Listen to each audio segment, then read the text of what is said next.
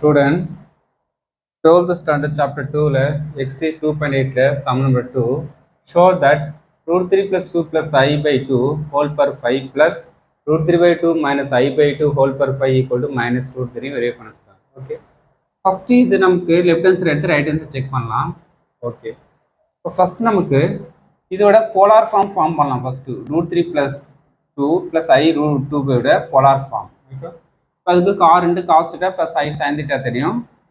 R value form பண்ணும், theta value form பண்ணும். First இது x value, I யோட coefficient 1 by 2, y value. அப்போ ஸ்கொயர் பண்ணால் root 3 by 2 whole square plus 1 by 2 whole square. இதுக்கு square பண்ணால் 3 ஆகிடும், 2 ஸ்கொயர் பண்ணால் 4, 1 by 4. 3 plus 1, 4 by 4 1, 1க்கு ரூட் எடுத்தால் 1. நெக்ஸ்ட் வந்து தீட்டா கண்டுபிடிக்கணும்னா ஆல்பா வேல்யூ ஃபைன் பண்ணணும். ஆல்பா வேல்யூக்கு என்ன வரும்? tan inverse of modulus of y by x.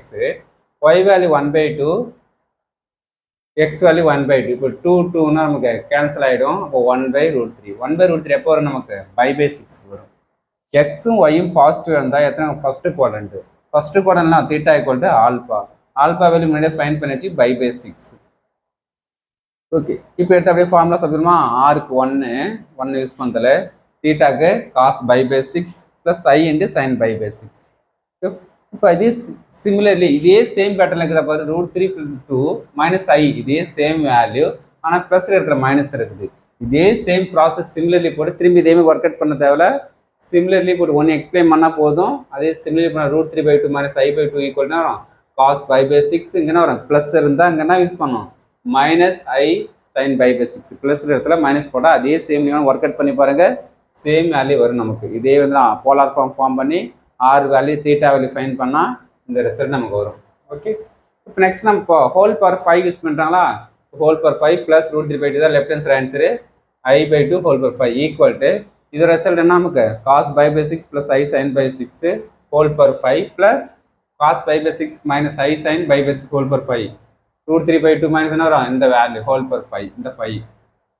இப்போ இந்த டிமார்த்தரம் யூஸ் பண்ணலாமா? டிமார்த்தரம் ஃபாலோ பண்ணுங்க. யூஸ் பண்ணால் காஸ் இங்கே போய் 2k பைலாம் ஆட் பண்ணக்கூடாது, ஜஸ்ட் வேல்யூ ஃபைன் பண்ண சொல்லிட்டாங்க. அப்போ 2k பைலாம் ஆட் பண்ணுங்க.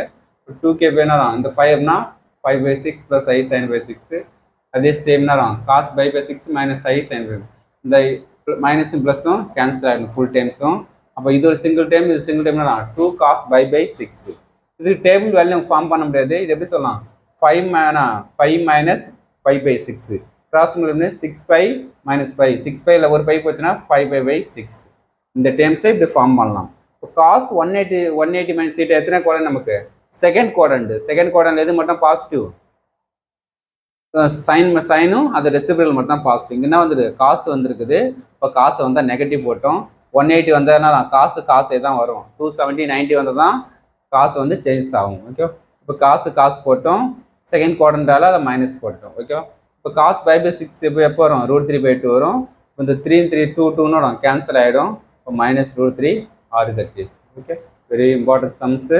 Thank you student.